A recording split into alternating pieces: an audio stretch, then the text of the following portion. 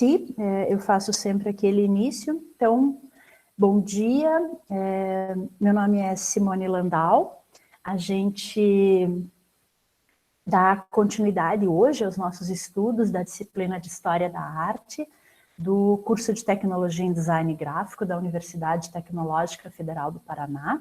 E hoje vamos ver aspectos do chamado romantismo. E nessa aula é muito importante que a gente perceber que esse tal romantismo, ele se relaciona diretamente com o neoclassicismo. Então, a última aula que tivemos é fundamental para entender a aula de hoje. Meus amores,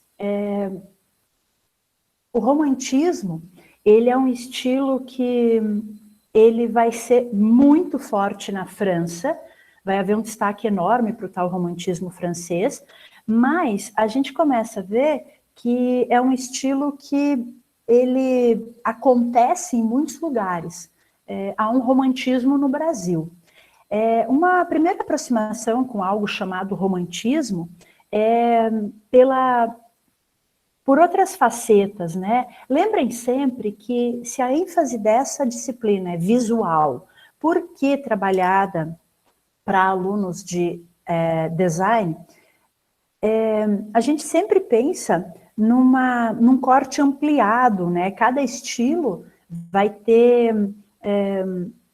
expressões em muitas linguagens. Então, vocês devem ter uma familiaridade com esse tal de romantismo na literatura. Talvez na música, dependendo, ele vai ter expressões em outras áreas. Hoje, a gente foca em artes visuais. Um primeiro artista, então, francês, que a gente vê, é um cara chamado Théodore Géricault, um jovem artista que, daqui a pouco eu comento os motivos, acaba morrendo muito jovem. Já calcularam aí com quantos anos? Para isso que serve, né? Saber que ele nasce e morre na França, morre em Paris, e quando que ele nasce e quando que ele morre. Reparem que todo aquele conjunto de acontecimentos em torno da Revolução Francesa já aconteceu ou está acontecendo quando ele é criança. Então, para localizar esse tal romantismo como uma questão temporal, a gente já começa no início do século XIX, e ele, ao mesmo tempo que considera os fatos históricos em torno da Revolução Francesa, não estará mais ligado diretamente a esses fatos. Então, o nosso amigo Géricault, hoje a gente vai ver artistas que, grande chance que vocês já conheçam. São artistas bem famosos. Então, eu tenho certeza que vocês lembram dessa imagem. Lembraram do Géricault? Quem é o cara?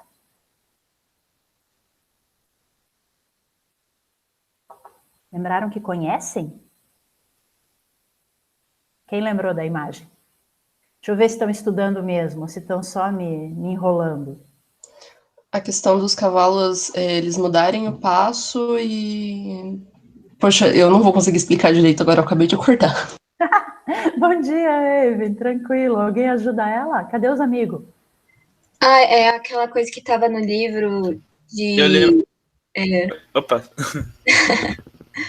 É que, tipo, assim era mais bonito. Daí eles viram que cavalo não anda desse jeito.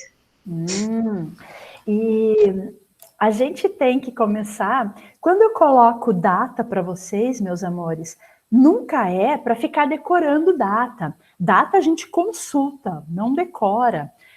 Mas é muito legal ter algumas datas para pensar, poxa, 1821, a Revolução Industrial está a toda. Ela toma um corpo imenso no século XIX. E dentro da Revolução Industrial, a gente vai ter uma série de modificações, tanto do âmbito das ideias, mas especialmente dos artefatos, das inovações científicas, que vai modificar muito o mundo da arte. Alguma sugestão do que vai ter relação com um quadro como esse, que tem a ver com a Revolução Industrial ali, na primeira metade do século XIX?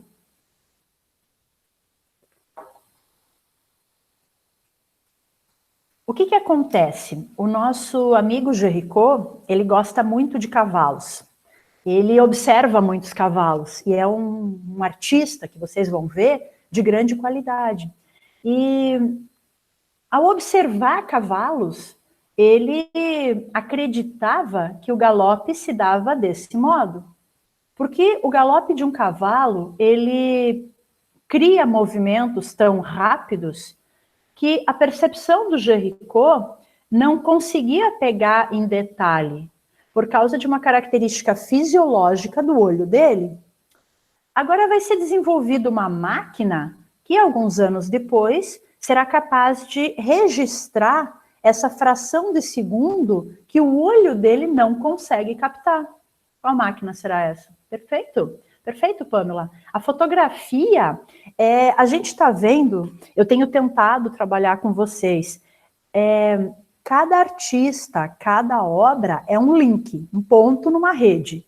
A ideia é que esses links estejam no meio de redes o mais complexas o possível. Galera, a rede está se ampliando muito com a Revolução Industrial. A gente passa a ter um mundo modificado onde esses trabalhos serão criados. Então é muito bacana ver que esse é um dos trabalhos criados antes do desenvolvimento da fotografia e que ainda não considerava esse artefato como um dado cultural novo. A gente vai ver que daqui a pouco uma coisa como essa vai mudar muito. Bom, o nosso amigo Géricault, que de fato gosta muito de cavalos, aqui aparece mais uma cena com cavalo, ele acaba morrendo num acidente de equitação. Por isso que ele morre tão cedo. Ele tem uma queda e ele morre como consequência dessa queda de um cavalo. Agora eu quero exercitar com vocês o que eu tenho falado em todas as aulas. Se essa rede é importante, é uma rede que sim, tem elementos externos à arte que influenciam o mundo da arte. Essa foi a primeira coisa que a gente aprendeu. Só faz sentido entender o trabalho de arte num contexto cultural, político, econômico específico. Mas a principal relação da arte é com a arte mesmo. É muito, muito produtivo para entender um trabalho de arte, compará-lo a outro. Na aula sobre neoclassicismo, eu trouxe para vocês um quadro de uma pessoa em cima de um cavalo, muito parecido com esse. Se a gente comparar os dois, a gente começa a pensar a relação entre o romantismo e o neoclássico. Quem que lembra o quadro de uma pessoa sobre um cavalo na aula do neoclassicismo? Sabe aquela... Isso, perfeito. Ai, mas vocês são os amores mesmo, merecem muitos beijos estrelados nas bochechas. O quadro do Jacques-Louis David, que representa o Napoleão. Agora eu quero que vocês comparem os dois. Qual será a diferença mais marcante? Lembrando, a semelhança é a ideia de janela. Os dois têm a ideia de janela.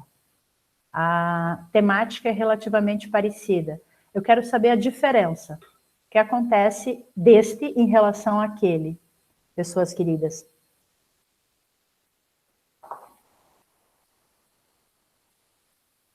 O bom que vocês estão no computador é que vocês podem até dar uma bisbilhotada, né?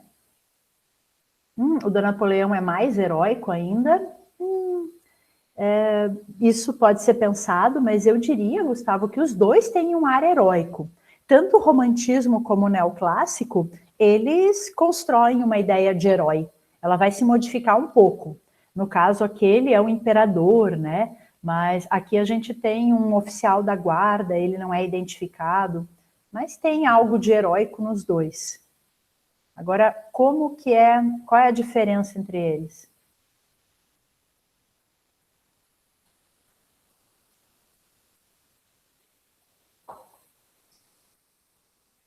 Daí, pessoas amadas. A ação. Descreva melhor essa ação. O que está acontecendo com o microfone de vocês? Está tudo com problema, é isso? A Laura estava com problema no microfone. Vocês outros todos também estão? Agora começa a ficar mais divertido. Ele está em batalha, tá? esse cara ele tá em batalha, tá com a espada e não fazendo movimento, o cavalo tá correndo, o Napoleão parecia bem mais estático só para poder retratar a imagem heróica. Isso daí é uma coisa mais de momento. Então, aqui parece ter mais movimento e ele está em batalha. De fato, o Napoleão parecia que ele estava numa circunstância mais comum e que aquele empinar do cavalo era para que o retrato tivesse uma dinâmica mais bonita, mais heróica, mas aqui parece que o cavalo sobe porque está em batalha. A gente enxerga fogo, pessoas, carruagens, luta ali atrás. Que mais, gente? O fundo. Luísa, me fale desse fundo. Já foi descrita essa parte aqui de baixo, reparem, né? Cenas de batalha, movimento, elementos que permitem a gente pensar por que esse cavalo está nessa situação. Ele está lutando mesmo, esse soldado está em luta e o cavalo está reagindo a coisas que estão acontecendo em volta dele. Só que tem mais coisas do fundo que me interessam. Esse ar de terror mais obscuro. Como é que ele consegue construir esse ar de terror? O artista.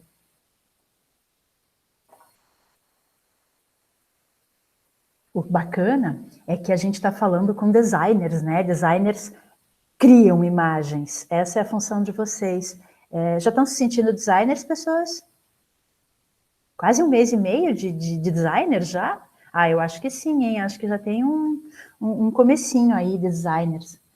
E os meus queridos designers, se quiserem passar essa situação de terror, de medo, de algo assustador, intenso, como é que vão fazer?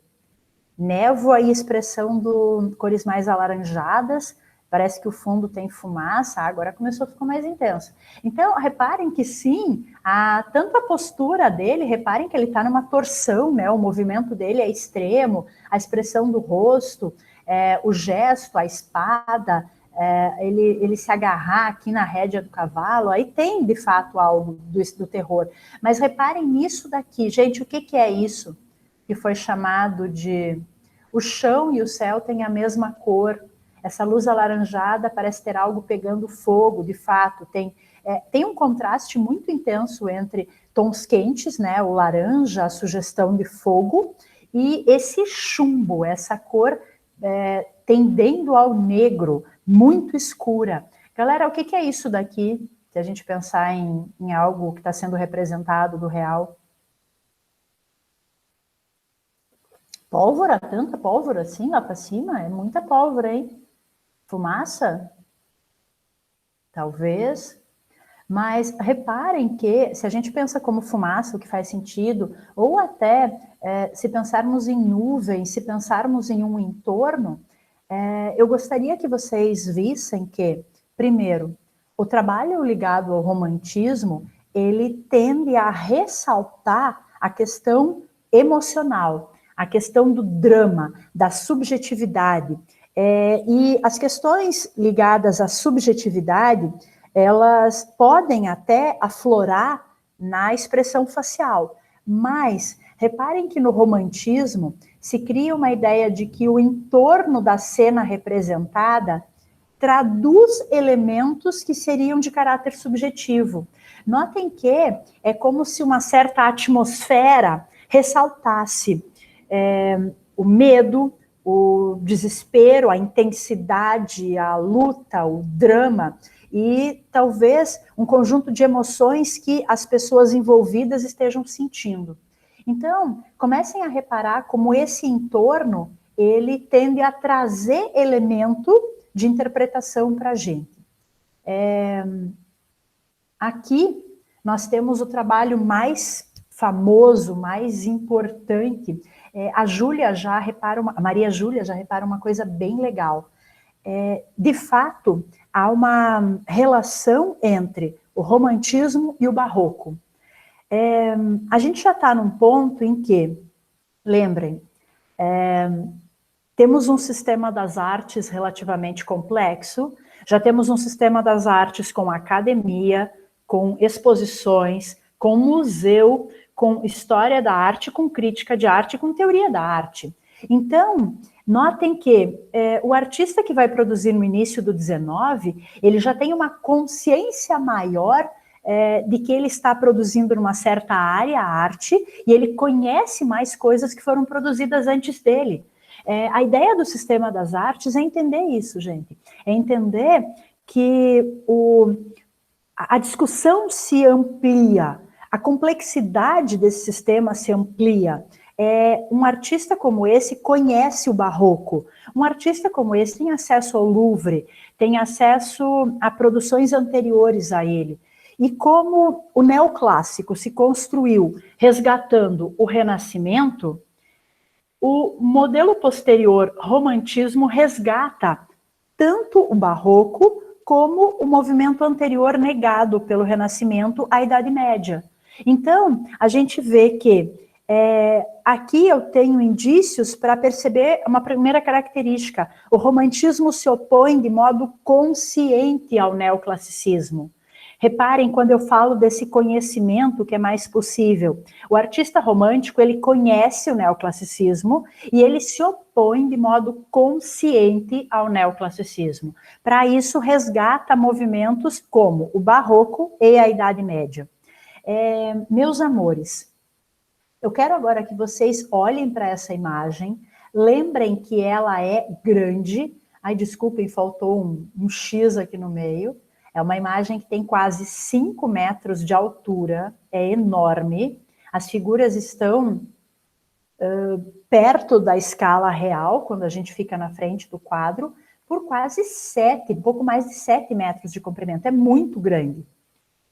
Eu quero que vocês olhem para essa imagem e me contem o que vocês estão vendo.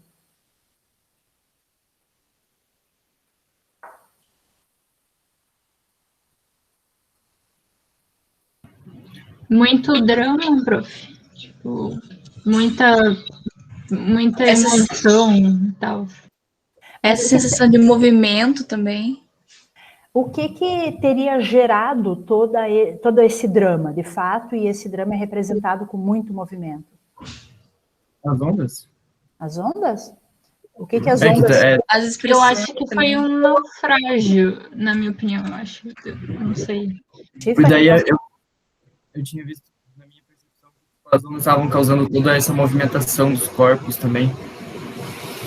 Então, vocês perceberam, é legal, que eles estão numa espécie de jangada improvisada, e estão à deriva no mar, e isso acontece porque houve um naufrágio. De fato, a gente teve uma situação de um barco muito maior que naufraga, e essas pessoas ficaram meio à deriva em cima dessa coisa aqui. Galera, aqui eu posso acrescentar para vocês uns dados de narrativa. Comente, Maria Júlia. Maria Júlia, você prefere ser chamada de Maria Júlia, Maria Júlia? Como que você gosta? Tanto faz. Tanto faz? Tá, ok, vamos ver. Júlia, Maju. pode ser? Maju? Maju. Ai, que fofo, Maju. Vou ver se eu consigo lembrar. Comente, o que você gostaria?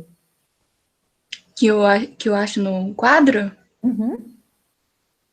Esse movimento, tem o fundo também, que é as ondas. Deixa eu ver, a cor é muito... Todas são iguais, né? Assim. Tem uma paleta com cores parecidas, né? E que não tem muito destaque. As pessoas estão caindo, né? Estão se desequilibrando. Tem esse pano também do moço. Dá para ver que tá ventando. Isso, perfeito. Tem 2 tecidos aqui. E esses também sugerem movimento. Também. Perfeito. Muito bom. Galera, então, a respeito desse... Oi, conta. Eu acho também a questão da tonalidade do mar, porque se ele fosse tipo um azul mais claro ou mais forte assim, não ia destacar tantas pessoas. Aí como tá numa coisa mais escurecida, assim, envelhecida, e daí dá a impressão, tipo, mostra a questão do naufrágio, só que sem tirar o foco nas pessoas, né? Perfeito. Reparem o que a Isabela coloca, como é bacana. A gente lembra, olhando para a imagem, que a principal referência para fazer isso é o barroco. E daí recuperamos o jeito de construir a ideia de luz barroca.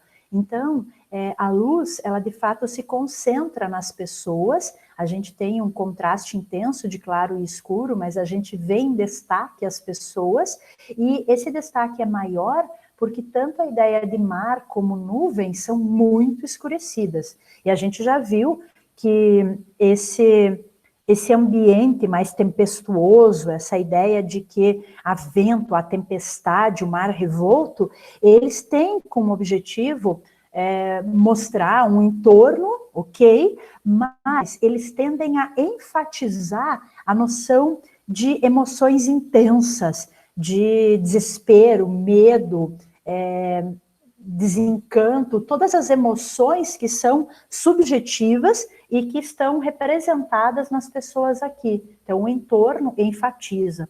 Galera, eu vou trazer para vocês a narrativa para vocês entenderem melhor essa imagem. Medusa era o nome de um barco que está navegando na costa da África, e era um barco com colonos franceses, cerca de 150 colonos franceses, e eles estão perto do mar do Senegal. E esse barco vai naufragar, parece que imperícia do seu comandante, e esse comandante, com a sua equipe, com a sua tripulação, eles pegam o barco salva-vidas e saem. E por um tempo, eles deixam esses colonos que ficaram no que sobrou da embarcação original, mas eles ainda rebocam essa jangada com uma corda. Só que depois de um tempo, eles cortam a corda e a tripulação e os comandantes se salvam e largam as pessoas à deriva em alto mar, com o que sobrou de alguma comida, alguma coisa para beber, e essas pessoas ficam 12 dias largadas no mar, à deriva. O que eu descrevi para vocês é um acontecimento real. Isso de fato aconteceu no ano de 1816, 2 anos antes do artista começar a fazer o quadro. Então, vocês têm ideia de como é que pessoas sobrevivem numa condição dessa em alto mar? Eu já vi uns casos, o pessoal começa a fazer canibalismo ali entre o pessoal que morre. Então, um dos motivos pelos quais esse acontecimento foi tão comentado na França é que a gente tem pessoas que ao longo do passar dos dias vão morrendo, e quem sobrevive, sobrevive devorando o corpo de quem morreu. Então, aqui tem um dado que eu quero comentar com vocês, gente, que é bem importante. Alguém lembra o que é antropofagia?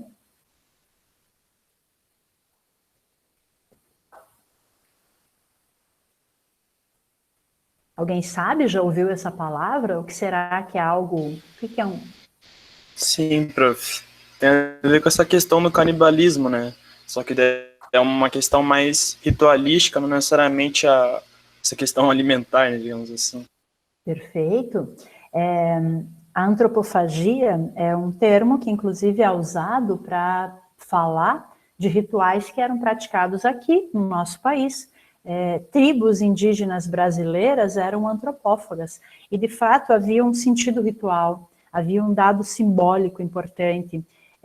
Numa batalha, num confronto entre duas tribos, havia, de início, um respeito entre elas, e a tribo vencedora teria prisioneiros da outra tribo, e algumas pessoas seriam, de fato, alvo de rituais antropofágicos em que elas eram devoradas, mas devorada no sentido muito mais de, ao invés de não só matar a fome, mas se apropriar do valor daqueles guerreiros, absorver energia e conhecimento de quem eles estavam, exatamente isso, Eduardo.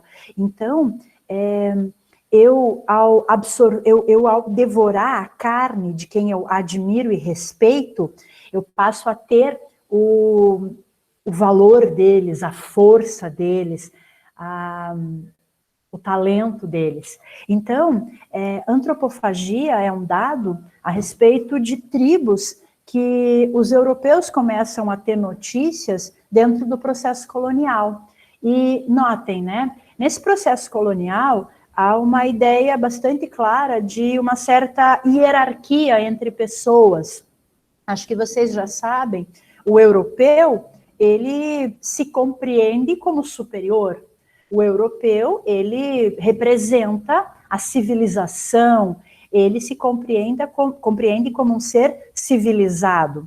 Quem comete antropofagia está ligado ao que se entende na Europa como bárbaro, selvagem. É um indicador de selvageria, que possibilita, ao pensar essas hierarquias, o selvagem é inferior a mim. Eu civilizado, eu superior ao selvagem canibal. Então, imaginem quando chega na França a notícia de que cidadãos franceses cometeram canibalismo. Imagina o que significa isso na sociedade francesa do início do século XIX. Então, o que vai acontecer? É um fato que, de fato, aconteceu, é recente, é um fato de grande intensidade dramática.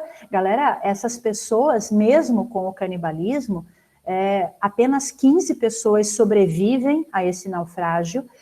O momento que está representado é o momento que eles estão reunindo o que resta de força para acenar. Isso daqui, ó, é um barco.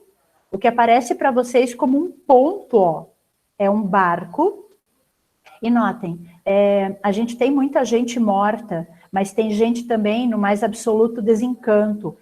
Essa é a representação do pai, que o filho está morto. Então, ele nem se interessa, ele está de costas com aquele fato que talvez salve a vida dele, porque ele representa para nós esse completo desencanto, não há mais interesse na vida. As pessoas estão num estado extremo e estão reunindo um pouco de força que elas têm para tentar subir e chamar a atenção desse navio, porque reparem, do mesmo modo que o navio parece um ponto, eles também não são nada no meio do mar. O contraste extremo entre o que eles são e aquele ponto nos fala da possibilidade daquele navio não enxergá-los e eles morrerem. Então, reparem aqui que o artista, ele vai tomar essa narrativa como tema, ele vai escolher o ponto mais dramático para representar, como se fazia no Barroco, e ele vai construir isso, então, notem que tem uma linha bem importante aqui, e é uma linha ascendente. Aqui, um cadáver, e a gente vai indo como que num aumentar de energia, de vitalidade, e aqui tem o ápice dessa vitalidade, nessa pessoa que consegue subir no barril e ainda acenar.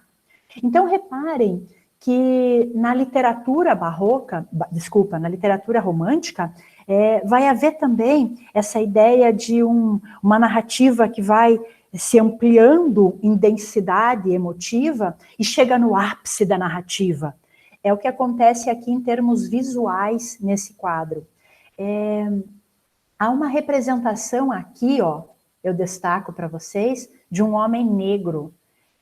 A gente está no começo do século XIX, num debate muito acirrado sobre a questão da escravidão, se há o final da escravidão em alguns países. A França tinha decretado o final da escravidão, ela é retomada no início do século XIX, é um debate pesado na sociedade francesa agora, e esse homem negro, no meio das pessoas que estão se salvando, é bastante polêmico, porque era uma sociedade muito racista.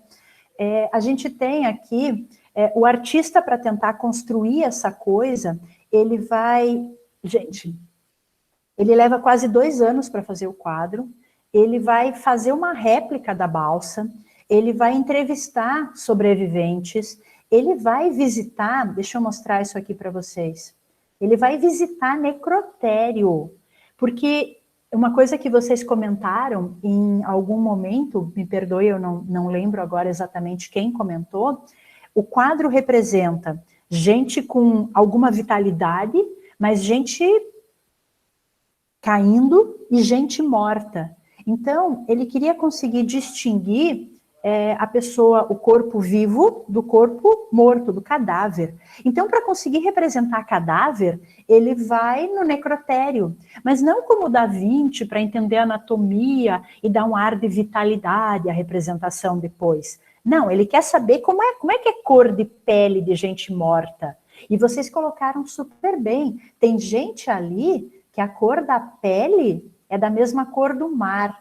A pessoa está cinza, está chumbo. Dá para ver que isso aqui é um cadáver e isso é uma pessoa viva. Ele vai criar uma tensão enorme entre as pessoas e o entorno onde elas estão. Como vocês repararam, tem outra linha com as pessoas caídas e a vela, exatamente isso. A gente tem aqui uma outra diagonal, aqui. Tem duas pirâmides, na verdade. Uma está aqui e a outra aqui. Isso é o ápice de uma pirâmide, isso é o ápice de outra pirâmide. É um conjunto de linhas diagonais que salienta essa ideia de movimento. Mas reparem que o vento que foi falado, pelo pano na mão e pela vela, ele estaria indo contra o barco. Então, a gente vive um momento de tensão extrema ali, se eles vão ser salvos ou não. Pessoas queridas, só como curiosidade, o próximo artista que a gente vai estudar era amigo do Géricault e ele está posando para essa figura que está caída aqui, que está à beira da morte, ou talvez já morta. Então, assim, esse é um quadro bem importante para o romantismo. Ele vai ter tanto a questão da escolha do tema, qual o momento do tema. Reparem que uma peça romântica, uma obra de arte do romantismo, não vai fazer aquela metáfora dos greco-romanos, como fazia Davi. Esse é um quadro histórico e que se interessa pela realidade. Esse fato aconteceu há pouco tempo e eu não quero representar isso aqui como um soldado greco-romano. Eu quero representar como o homem que se salvou. Notem, todo esse conjunto de pesquisas do Géricault não torna esse quadro realista, por motivos óbvios, né? É óbvio que o Géricault não viu isso, é óbvio que as pessoas não iam se organizar em pirâmides. Então, notem, a gente continua vendo imagens muito idealizadas, só que idealizada no sentido oposto ao do neoclassicismo. As duas são idealizadas, nada aí é real. Mas se estuda uma condição real para que a representação se assemelhe ao real. Obviamente que não é. Tranquilo, pessoas?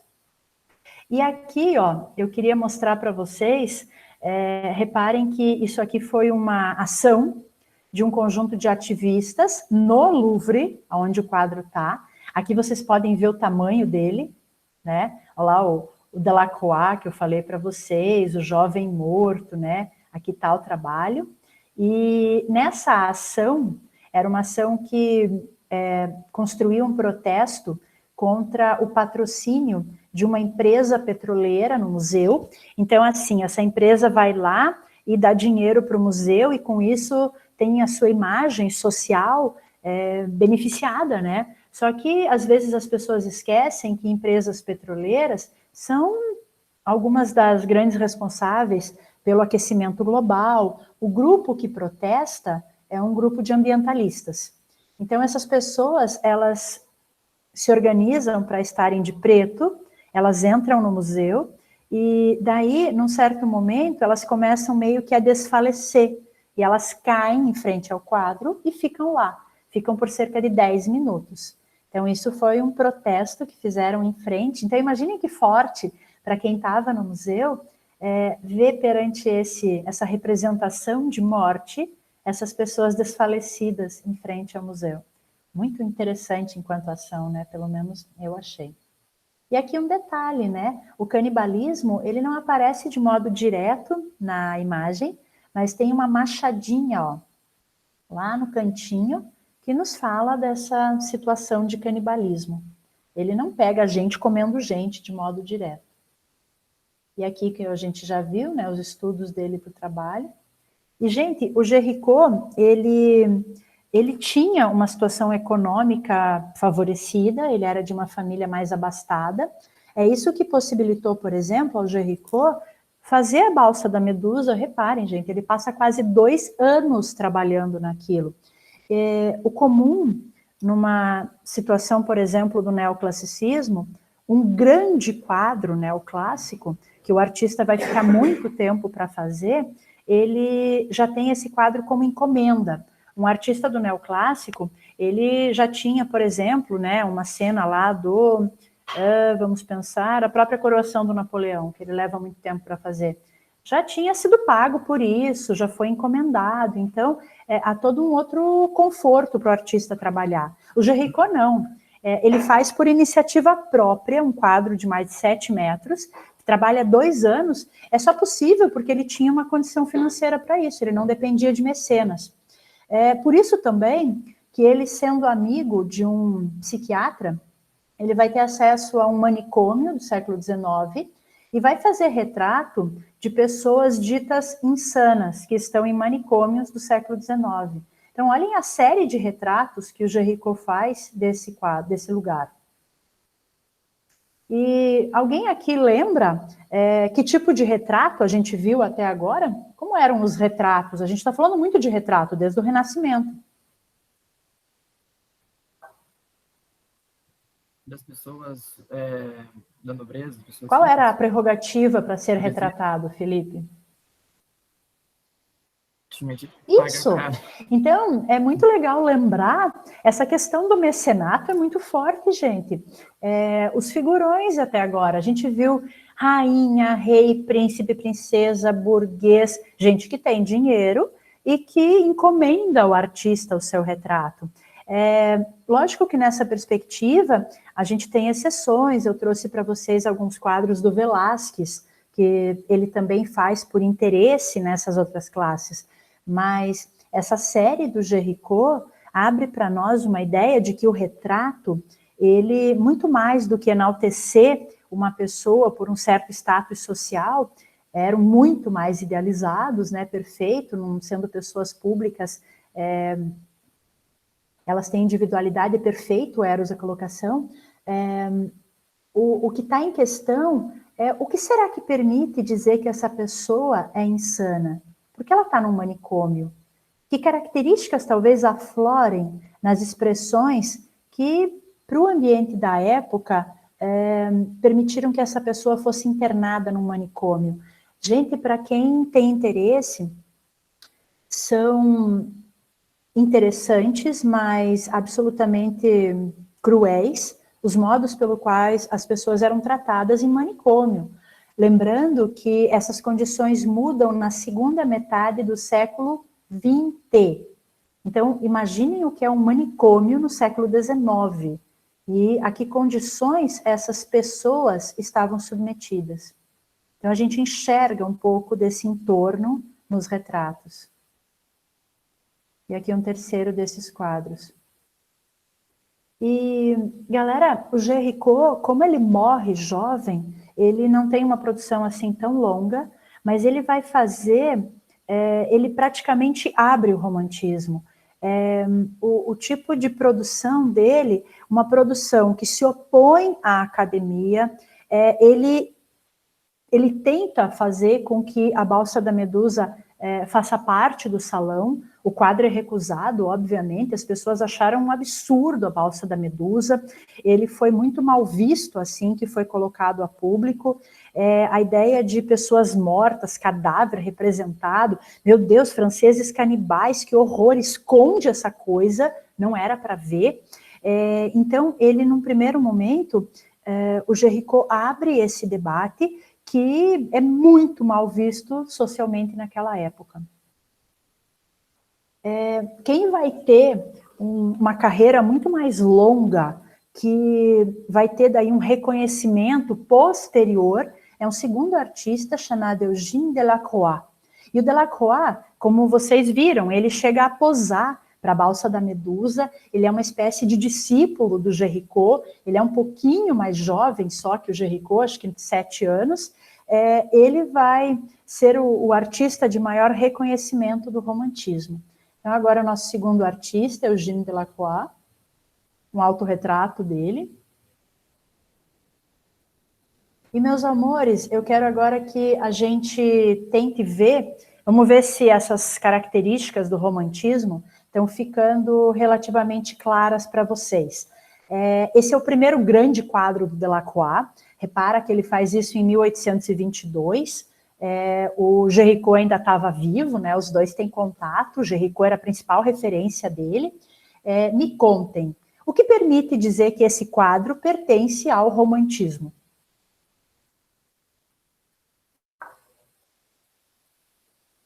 A questão de narrativa? Notem, colocado assim de modo aberto, a questão da narrativa, a gente pode perceber em muitos trabalhos, né? Ter uma narrativa de referência, ter uma narrativa dramática é do barroco e é do romantismo.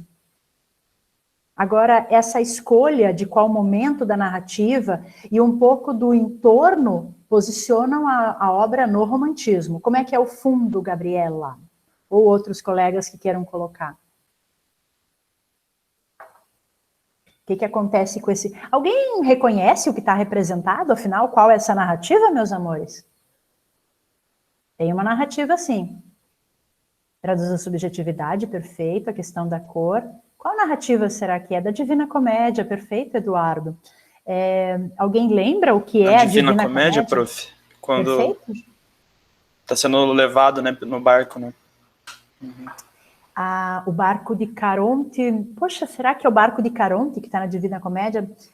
Eu lembro que na mitologia grega é o barco que atravessa para o submundo, que leva as pessoas mortas.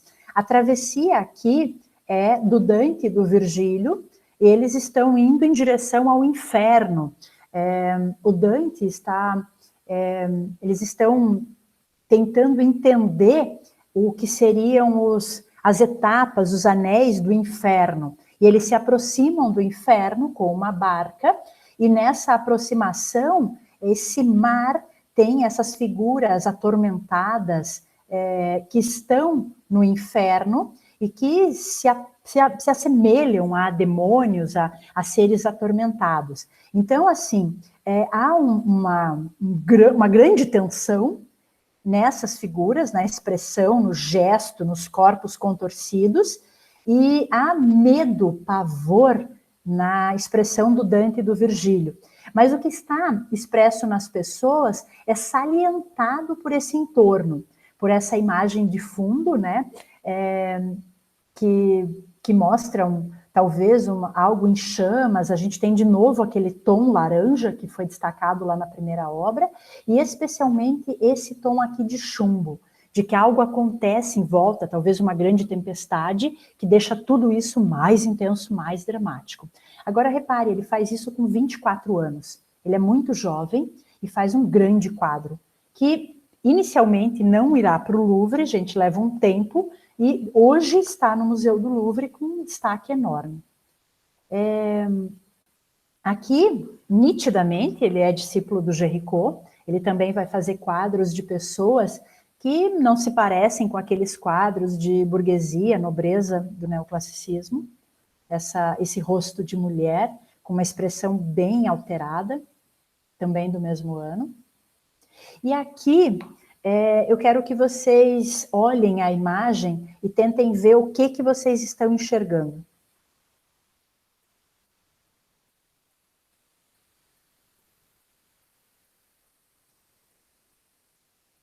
O que será que está acontecendo aí, gente?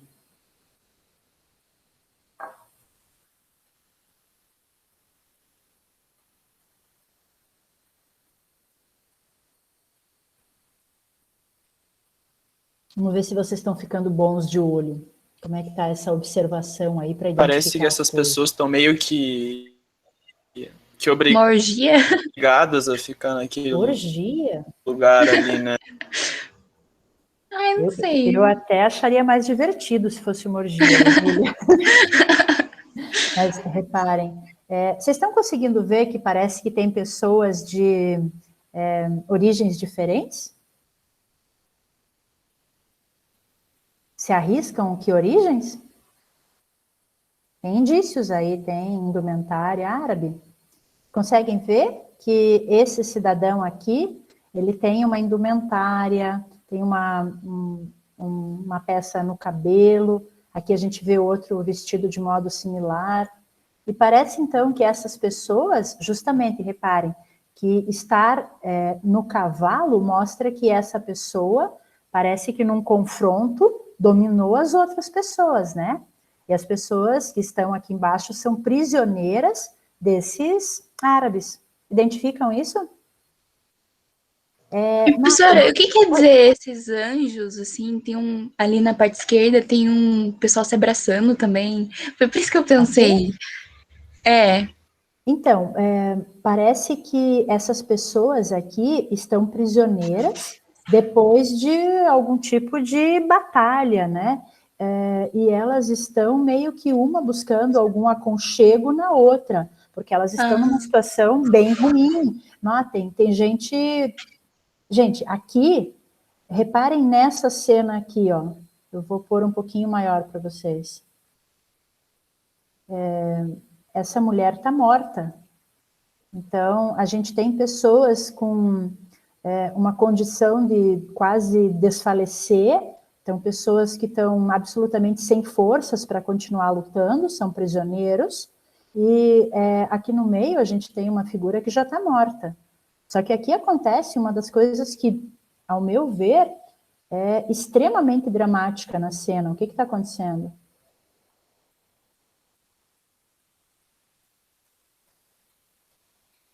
Tem um filho abraçando a mãe morta? A criança ainda está vindo por cima do cadáver da mãe. É muito forte isso, né? Então, a gente vê que ela já está desfalecida, mas que a criança ainda está tentando chegar, está tentando seguir até a mãe morta. Então, reparem que há um contraste bem grande entre essa figura aqui que empina o cavalo e que necessariamente, né, a gente vê como figura de poder que submeteu as outras, e esse contraste entre as figuras aqui embaixo que já não têm forças. Qual que é a narrativa por trás desse quadro? Uma coisa que eu queria destacar para vocês, é um grande quadro. O neoclassicismo e o romantismo adoram essas telas enormes, impactantes, né? Então, esse grande quadro é um exemplo raro desses trabalhos em larga escala, grandes, na vertical, porque normalmente eles ficam na horizontal e a gente meio que acompanha essa horizontalidade andando na frente. Aqui não, a gente tem essa maior dimensão aqui, que nos mostra uma área de céu ainda lá. E, de um modo como exceção, né, esse céu não é tão tortuoso quanto normalmente é. Talvez porque o massacre já acabou, as pessoas já foram aprisionadas, né? Então, aqui o céu ainda tem nuvens mais claras. O massacre de Quio é uma ilha grega, e essas ilhas gregas, elas estavam submetidas a povos de origem árabe mesmo. E algumas ilhas gregas tentam buscar a independência. O século XIX é um momento de luta por independências em muitos lugares. É um momento em que o Brasil será independente de Portugal. Nessas lutas, isso, perfeito, é bem como você coloca, deixa eu ver quem fez o comentário. O Eduardo, que o Gombrich fala que o Delacroix viajou para o norte da África e pintou outros quadros com essas figuras árabes. Perfeito, Eduardo, muito bom que você está acompanhando isso na leitura. Então, a ilha de Quio, ela será tomada como exemplo de como serão tratados os processos de tentativa de independência das ilhas gregas. Para tomar a ilha como exemplo, eles invadem a ilha e praticamente massacram a população inteira da ilha, de cerca de 20 mil pessoas. As pessoas ou são mortas ou serão prisioneiras, como está aqui nesse primeiro plano. Então, a cena mostra um momento pós-massacre e mostra a condição, o estado das pessoas que ficaram prisioneiras. Ali eu destaco para vocês, ainda tem uma cena de uma situação de batalha, que vai acontecer lá atrás também. O que interessa muito para nós nesse quadro? O mundo neoclássico tinha uma admiração incrível pela sociedade greco-romana, mas era uma admiração por um passado heróico, histórico, um mundo greco-romano branco, idealizado, do século V, do século I em Roma, a grandiosidade de Roma. Esse é o mundo que interessa ao autor neoclássico, é isso que a academia vê. Só que a Grécia existe, gente. A Grécia no século XIX é um país, e é um país que está vivendo seríssimos conflitos sociais. E é essa Grécia que interessa ao autor do romantismo. O romantismo não quer saber de escultura branca, ele quer saber de que pessoas estão vivendo situações extremas agora. Então o massacre de Quio, ele acontece um pouco antes do período que o Delacroix atua, e ele vai construir esse registro do que seria esse massacre, que é óbvio que ele não vivenciou. Aí a gente vê que essa construção, essa imagem foi idealizada. Embora o Delacroix, de fato, conhece o Oriente, ele visita países desse Oriente Médio, mas é lógico que ele não viu a cena, tá? E de novo, né? Lembrem que a comparação principal aqui é das Sabinas, do Davi, com esses trabalhos do Géricault e do Delacroix. A guerra, na perspectiva romântica, ela mostra cadáver, mostra sangue, mostra que guerra não é bonito. Olhando isso, o trabalho do Davi fica ainda mais idealizado, é muito excessivo aquilo, é muito idealizada aquela imagem de mulher, com aquela roupa branca, os cabelos lindos, tentando parar uma batalha, não tem sangue, não tem morte, não tem cadáver, é uma batalha neoclássica, isso é uma batalha na perspectiva do romantismo. E agora a gente pode chegar, né, e todo mundo fica feliz e contente, nossa, eu conhecia Delacroix. Quem que não viu essa imagem na vida, gente? Me contem. Para algum de vocês, é a primeira vez que vocês estão vendo essa figurinha? Alguém consegue lembrar desde quando viu essa figura na vida? Aonde que vocês viram isso?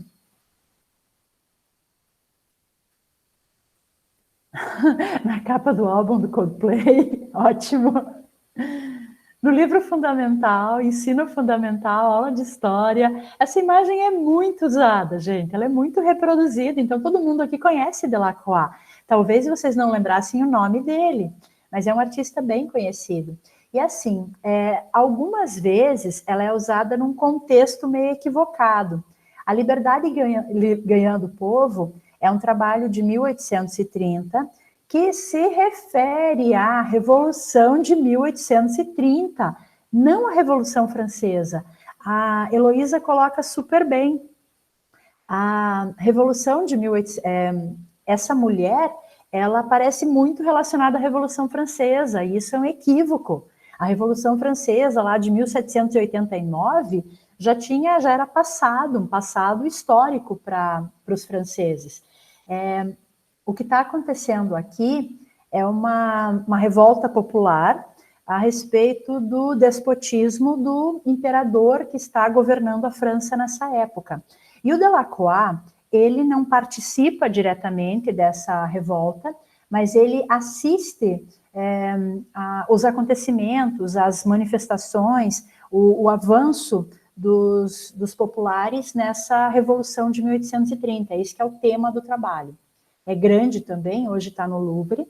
E, gente, esse trabalho, de novo, ele vai mostrar, né? A gente vê que a parte de baixo é a representação dos cadáveres das pessoas que já morreram na Revolução, e a gente vê que tem um contraste enorme entre a parte de baixo e a parte de cima, em que as pessoas vêm e elas parecem que vêm na nossa direção, é como se a gente fosse colocado dentro da imagem, e elas ainda avançam mesmo passando por cima dos cadáveres.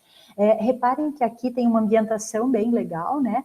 Aqui está Notre Dame, então isso está de fato na cidade de Paris, ali nas laterais da Notre Dame, e é uma alegoria na cena. Essa mulher, ela representa a ideia de liberdade, e essa liberdade pela França, colocada aqui na bandeira.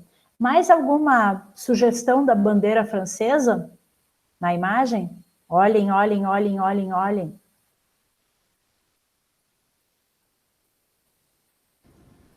Esse cara aos pés dela com o cinto vermelho, uma parte branca e a camisa azul aparecendo. Isso. Reparem que vocês têm reparado bastante que a escolha da paleta de cor muitas vezes é rebaixada. É uma paleta de ocres, cinzas, brancos, marrons, para construir o entorno. Quando ele coloca a bandeira nas cores da bandeira e ressalta que essa pessoa aqui que está aos pés dela, que parece pedir socorro, que consegue ainda se erguer, está com as bandeiras, é um fator simbólico bem importante. Galera, o romantismo usa muito a cor com intensidade, mas às vezes com esse fator simbólico, às vezes para a gente interpretar a cor como um elemento de linguagem forte no trabalho. Na Okay? direita ali em cima também daria para ver, não? Na direita em cima... O azul descendo pro branco e depois um tom avermelhado. Aqui? De cima para baixo. Vai descendo com o cursor. Não, sem fazer diagonal, só... Aqui. Ah, perfeito!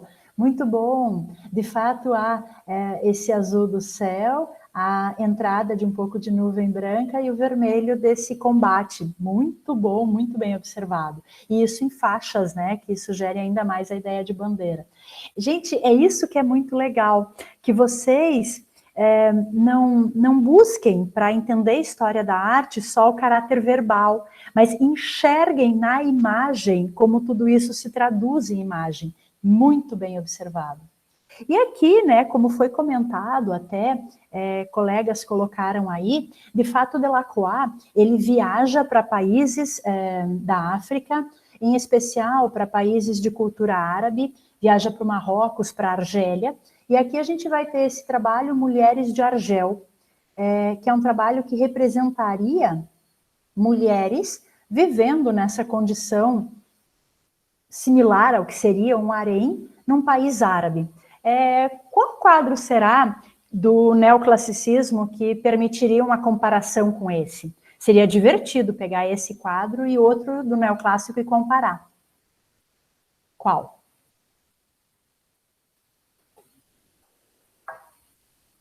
Vamos ver se o povo assistiu mesmo o vídeo. Eu aqui me mato para gravar vídeo para vocês. Tem até canal de YouTube, vocês não têm noção do que eu sofro por ter canal de YouTube. Acho um horror ter canal de YouTube.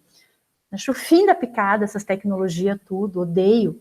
Mas estou aqui fazendo um esforço para colocar material para vocês verem o vídeo e conseguirem responder a pergunta com que quadro que é legal eu comparar. Será que viram um quadro de uma moça com um monte de vértebra a mais? Comprida? Linda? Ah! Cadê a figurinha? Como que é o nome do quadro? Ah! Não viram? Era uma representação de Vênus? Será que é Vênus? É tão fácil ver Vênus em quase todo lugar, mas não sei, porque o nome dela é outro. E eu tô achando que vocês não viram a aula do neoclássico. Ah, era do Davi ou do Ingres. Realmente, até porque, né, esqueci desse quadro. Como ele falou ali em cima, grande odalisca. Ai, vocês são os amores, a grande odalisca. E quem fez mesmo a grande odalisca? Que também está no Louvre, pertinho desse daqui, por sinal. Ah, quem fez? É o Davi ou o André? É o André. Oh, que pura elegância, Wesley. Perfeito, meu amor. Exatamente isso. Galera, naquele quadro, a gente tem a mesma origem, essa curiosidade do europeu por qualquer coisa que seja exótica. O que a gente pode entender por algo exótico, pessoas amadas? O que será que é exótico? Diferente do normal. O que é normal para eles? Ah, perfeito! O normal é o padrão eurocêntrico, é o padrão europeu. Então, esse tal modelo civilizado, eurocêntrico, centrado nas culturas europeias, em especial as mais poderosas, França, Inglaterra, ele entende como exótico o que é de fora. O que é fora da Europa. Então, exótico é nós, a gente é exótico, africano é exótico, Todos os povos que estão dentro do processo de conquista colonial são exóticos. E esses povos são vistos com muita curiosidade pelo europeu. Por isso, quadros como a Grande Odalisca, no caso, o Ingres nunca viu uma odalisca na vida dele, é uma imagem, um imaginário do que vem a ser, e é linda, né, gente? O que é aquela mulher torcida, com aquela coluna gigantesca, um quadril enorme? Ela de pé seria um horror, mas a imagem é linda.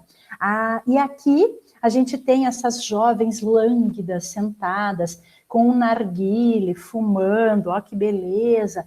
E reparem que aqui tem uma situação também de contexto de poder. A gente vê essas jovens ali com uma certa indumentária, mostrando que elas têm, são de uma classe mais abastada mesmo, nesse país que ele visita, e quem está ali servindo as jovens é uma mulher negra com uma indumentária mais simples, que é a criada.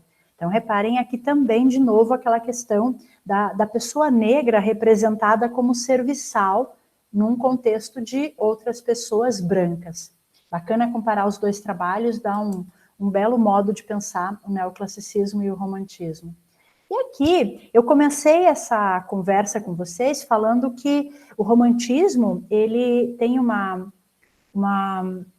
representação muito forte na França. A gente viu 2 artistas franceses, mas ele acontece em outros países. Eu trouxe aqui o Goya como um representante desse movimento do romantismo na Espanha. Então, nosso amigo Goya, ele morre na França, mas por um exílio, um autoexílio no final da vida, mas ele atua durante toda a sua vida na Espanha. Francisco Goya y Lucentes. Ele é o mais velho de todos. Ele nasce quando em meados do 18, ele vai vivenciar aquele processo inicial da academia, mas ele vive bastante a ponto de atuar e ter quadros que podem ser pensados dentro do romantismo. Ok, pessoas amadas? Olhem que legal, nós temos mais um pintor de corte, mais um artista que trabalha para uma grande corte, no caso a de Carlos IV na Espanha. Agora eu quero que os meus queridos alunos, que é lógico, estão acompanhando as aulas e o livro, estão aí afiados, porque está na véspera da prova, né? É um belo momento para estar afiado. Eu quero que vocês olhem para a imagem e, primeiro, me contem se lembra a vocês algum outro quadro que a gente já viu.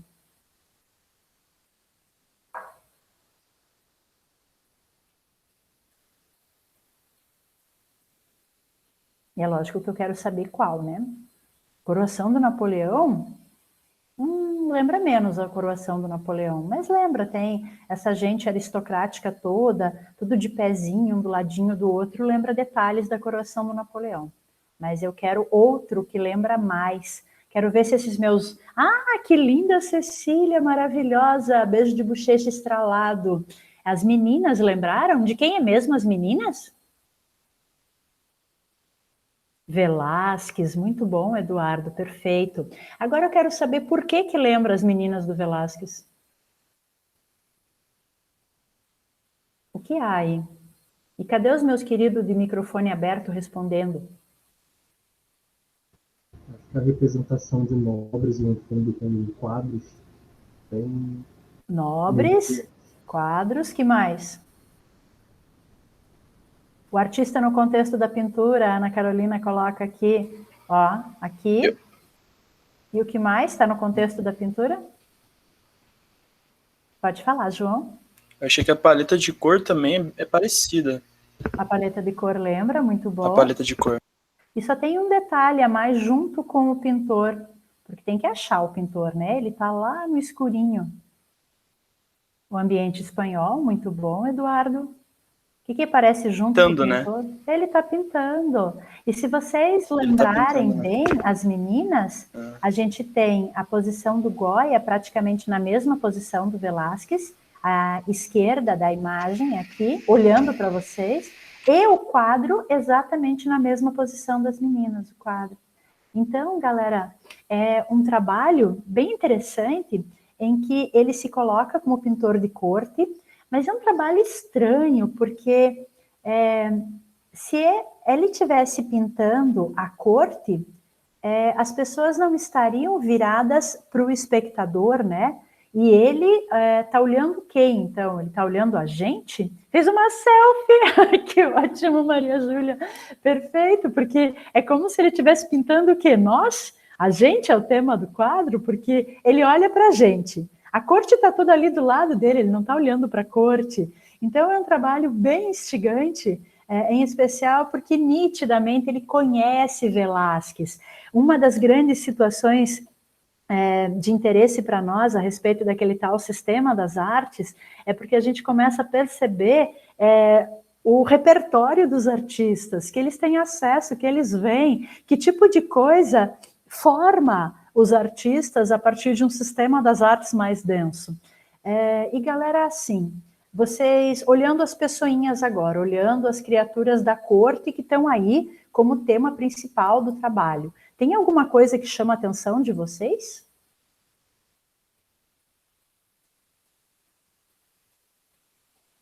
Tem uma moça que ela não tá olhando pra frente, ela tá olhando pra trás. E tem Não uma é outra ali estranho? conversando do ladinho. Parece que elas estão, tipo, cochichando uma com a outra.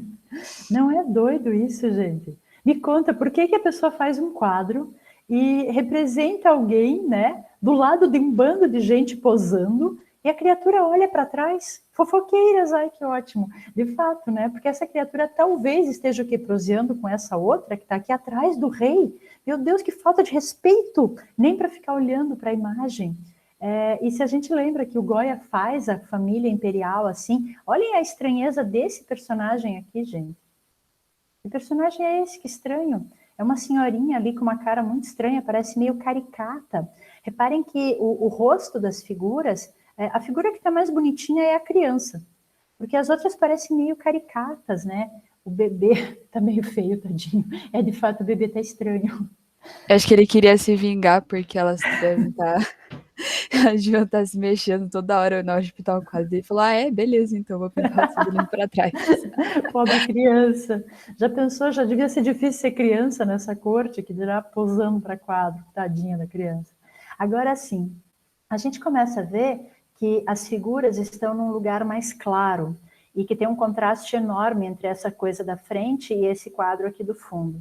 Só que assim, gente, o que mais me chama a atenção nessa imagem é que a gente vê que, tendo como referência o barroco, a luz é um elemento importante. A luz entra ali pela esquerda, né, atrás da tela, destaca a tela, e ela parece iluminar as pessoas que estão aqui retratadas. Só que é uma situação que parece que não entra só luz por essa janela, estão vendo? Estão vendo essa área negra aqui? Olha o tamanho dessa sombra. E ela vai pelo chão. Às vezes eu tenho a impressão que a sombra aí tem um significado um pouco diferente de uma sombra qualquer que é construída desde o barroco.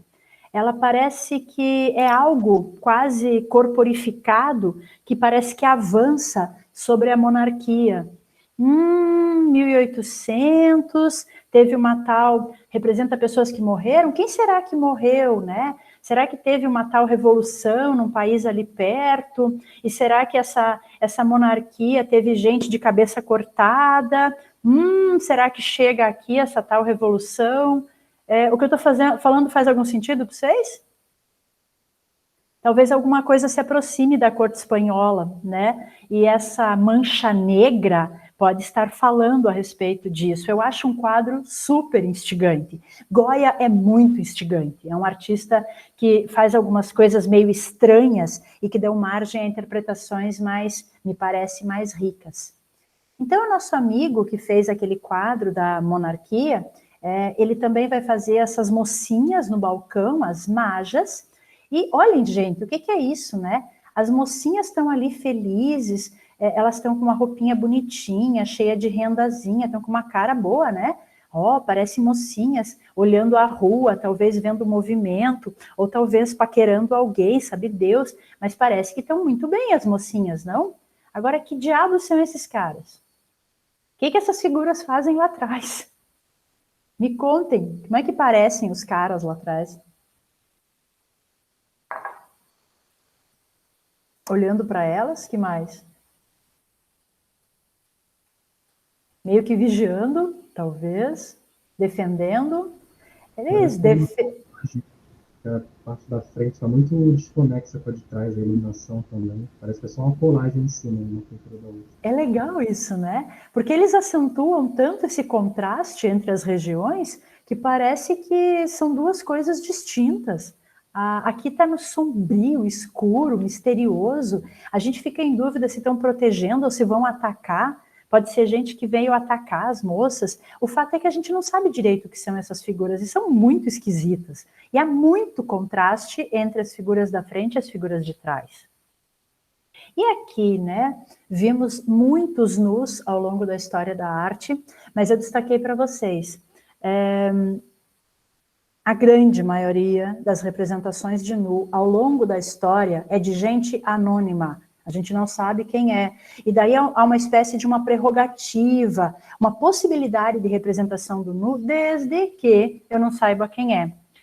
Esse trabalho foi encomendado para o Goya, e ele não vai ficar num espaço público, num espaço de museu. Ele vai ficar numa galeria privada desse mecenas que encomendou o trabalho. E assim, começa a ter um certo problema, sim, a versão vestida, olha que beleza, tem a versão nua e a versão vestida da moça. A gente começa a ter muito problema quando há interpretações, depois que o quadro foi visto, de que talvez essa não seja uma mocinha anônima, mas que talvez seja a Duquesa de Alba, que era amante do mecenas que encomendou o trabalho. Meu Deus, daí é problema. Daí é um nu e com possibilidade de ser uma pessoa conhecida. Daí, gente, o Goya quase vai preso por causa desse trabalho. Essa questão é um tabu muito grande nesse início do século XIX. Não é à toa que ele vai fazer a versão da moça vestida para ter menos problema. E olha que situação legal, gente. Como é que elas estão hoje no museu? Esse aqui, ele não vai para museu inicialmente, é absurdo esse trabalho para o contexto de época, mas hoje estão lá as duas lindamente colocadas no Museu do Prado, uma do lado da outra. E, gente, aqui outro trabalho que tem chance de vocês conhecerem. Ele aparece em livro de história, muita gente já viu essa coisa. Esse quadro do Goya, que também é bem grande, ele representa uma execução num contexto histórico que eu preciso trazer para vocês. A gente vai ter, em 1808, a invasão de Napoleão na Espanha. Então, aquela tal sombra parece que finalmente chega. Esse Império Napoleônico, ele acaba invadindo a Espanha, e um conjunto de pessoas contrárias a essa invasão, que tenta pedir a rendição da coroa espanhola, se dispõe a lutar. E pessoas de Madrid resistem a esse ataque de Napoleão. E essas pessoas serão fuziladas. Então, o Goya vai fazer esse trabalho depois, reparem, ele não faz na época, ele vai fazer alguns anos depois desse trabalho, e ele vai construir a imagem desses fuzilamentos que aconteceram com quem tentava defender a cidade de Madrid. Olhem para a imagem e me contem. O que a gente percebe nessa construção, nessa representação do fato histórico que o Goya fez?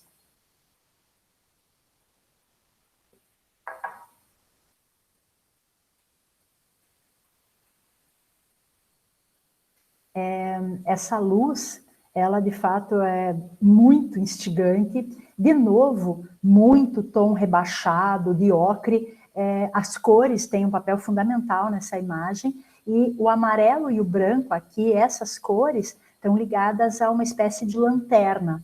Lembrando que toda a ideia da Revolução Francesa estava associada a um suposto não, ele de fato existiu, um movimento de caráter filosófico, o iluminismo, e que tentava pensar a ideia da razão como elemento norteador da sociedade.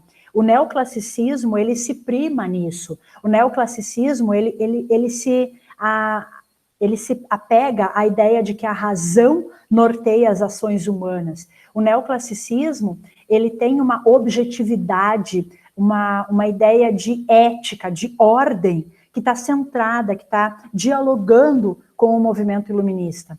Essa luz parece aparecer aqui. Só que aonde mais aparece o branco e o amarelo? Deixa eu ver se eu consigo ler o que vocês colocaram aqui. O destaque da pessoa com as mãos para cima, por ter as mesmas cores de roupa, né? E o que vai acontecer? Qual é o próximo segundo, galera?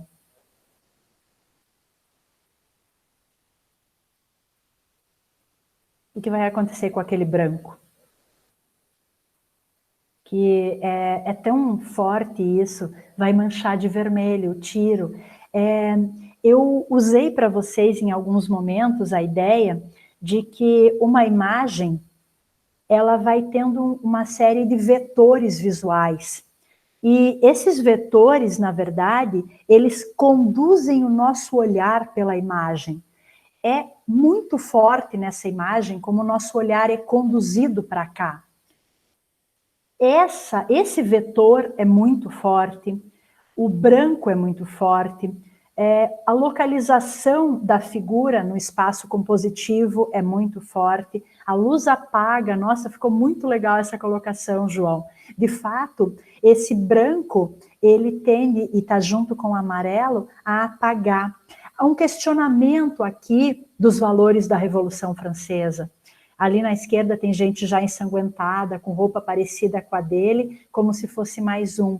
Então aqui, né, bem legal, alguém que parece que já teve essa luz apagada. A metáfora ficou linda, gente, ficou bem legal. Então, é muito bacana pensar que o romantismo, ele, primeiro, se opõe à academia, se põe aquele conjunto de regras comunicáveis que a academia tenta colocar como modo de definir padrões claros para o mundo da arte, mas o romantismo, ele também coloca em xeque essa ideia de que a razão é que norteia a conduta humana. O romantismo nos traz a possibilidade de que talvez as relações humanas, as relações sociais, elas sejam conduzidas muito mais por outras forças, pelas emoções, pela subjetividade. O romantismo destaca que outras facetas humanas conduzem as pessoas.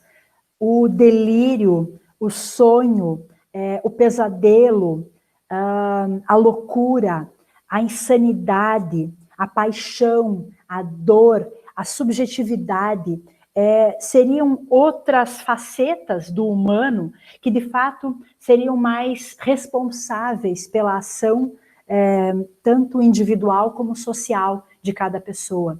Então, a gente começa a enxergar isso nas imagens, uma outra leitura de mundo, gente. É isso que o romantismo traduz. Então, aqui, a gente tem algo muito forte e presenciado pela igreja.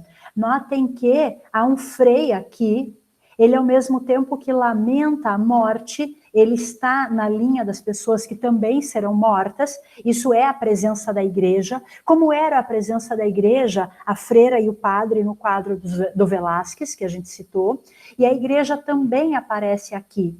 Então há uma presença de vários atores sociais, inclusive a igreja, nesse novo contexto, né? E uma coisa que muito falada em vários livros, que essas pessoas que serão mortas têm rosto, enquanto que os franceses não. Os franceses são representados de modo que não tem rosto. A luz seria a esperança? Não sei, porque a ideia de que essa luz vai se apagar me parece mais forte até do que qualquer esperança. Essa luz se afasta, né? Ou a coragem de quem está ali lutando. Quem sabe? Notem que eu enfatizo, nós podemos fazer interpretações. Primeiro, a gente identifica o que está representado, como foi representado, e a partir daí podemos tentar fazer interpretações. As interpretações têm que se ater a elementos que estão na imagem. Então, a gente, né, ao mesmo tempo que não define com clareza, com rigidez, essa é a interpretação correta, isso não existe. Uma obra de arte permite múltiplas interpretações. Também não dá para a gente delirar com coisas que não têm relação nenhuma com a imagem. Professora, Oi. Eu acho que a questão da camisa ser branca também é porque esse quadro ele é representado tipo de noite, né? Esse moço que tá com a camiseta branca, ele tem a pele mais escura, então eu acho que se ele tivesse com uma roupa mais escura, provavelmente não daria tanta ênfase nele, sabe? Daí por isso que pode ter representado também com a cor branca pra iluminar, mesmo que ao redor ali esteja iluminado, se ele tivesse com uma roupa mais escura, tipo, igual as outras pessoas ali, acho que não daria tanta ênfase nele. Perfeito o que você coloca, Isabela, muito bom. Até a gente pode exemplificar o que você coloca nas outras figuras, né? Em que a cor da figura representada fica mais parecida com o fundo e a gente vê que elas pouco aparecem. E ele, de fato, pelo contraste, aparece muito. Há uma relação também dessa figura com a posição cristã, de braços abertos sobre a cruz. É mais uma relação com uma possibilidade de ler em relação à religião. Professora, Fala, Luísa. Pelas outras pessoas estarem encolhidas, igual eu escrevi ali, ele com os braços abertos, eu meio que notei uma ideia de coragem. Lógico, tem a ver, porque ele não se esconde, né? Isso que você falou é muito legal. A posição dele é oposta à dessa figura que cobre o rosto. Então, sim, há muita coragem nesse gesto que abre o peito ao próximo tiro, né? O escuro esconde o sangue, mas se a gente olhar, o vermelho é das cores que se mais destacam na imagem. É o branco, o amarelo e o vermelho que está ali no pé dele. Então aparece. Ok? E, gente, eu tenho falado bastante para vocês de Professora, você Oi? tinha dito também. Pode falar, João. Fica sempre à vontade para fazer colocações. João? Ai, que lindo, tem um nenê aí junto com a Luísa, tem um pequeno. É meu sobrinho, professora. Eu acho que ele caiu, o João. Ah, pode ser. Pode ser. Obrigada pela observação. Que fofa essa criança. Tá deixando você... Ele veio invadir aqui a aula. Ótimo. Sempre bem-vindo. Eu destaquei para vocês autores que também fazem gravura, porque a gravura é uma linguagem bem especial para quem está estudando design. Eu vou mandar para vocês, vou postar álbuns de gravura do Goya.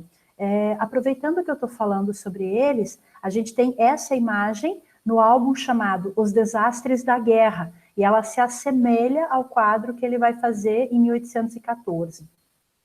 Galera, eu quis trazer para vocês uma imagem de uma série chamada Série Negra do Goya.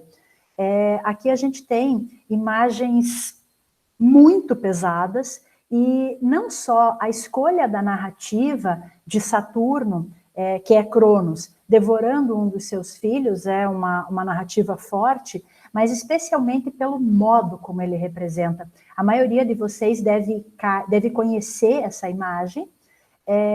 A ideia, a narrativa mitológica, é que ele seria substituído por um dos seus filhos. Então, a cada filho dele que nasce, ele devora o filho para manter o poder, para não ser substituído. E aqui, como é que o Goya representa? Ele representa como uma figura gigantesca, muito assustadora, e no momento que está devorando a carne, tem uma força enorme nas mãos, a cabeça já foi devorada, um braço, e ele está devorando o outro braço, o sangue escorre. Então, é uma imagem muito forte, e uma imagem que acentua o que eu coloquei agora há pouco para vocês. Não há nada de razoável que possa justificar uma imagem como essa. Essa imagem só faz sentido num ambiente em que a gente entende que há uma nova interpretação de sociedade, de mundo. Há uma interpretação de que o ser humano, ele sim é constituído de uma camada consciente, uma camada de razão, mas ele também é constituído por outras múltiplas camadas. E daí a gente vai ter regiões do humano muito mais obscuras, ligadas a sentimentos, emoções, coisas que a gente nem compreende. Notem, gente, a gente está chegando perto dos desenvolvimentos da psicologia, que vão descobrir, por exemplo, a existência do inconsciente. Então, essa circunstância, essa compreensão do ser humano, que a gente vê de modo relativamente empírico no século XIX, elas vão ser a base para as pesquisas que o Freud vai fazer um pouco tempo depois, ok? Aqui eu só cito para vocês, os livros, os álbuns do Goya, Os Caprichos, Desastres da Guerra e Os Disparates. São álbuns de gravura que eu vou colocar para vocês olharem depois. E com essas questões eu encerro o conteúdo de hoje. Lembrando, esse conteúdo fecha o conteúdo da nossa prova. Agora vocês estão com a clareza de tudo que vai ser contemplado. Então eu vou interromper aqui a nossa gravação.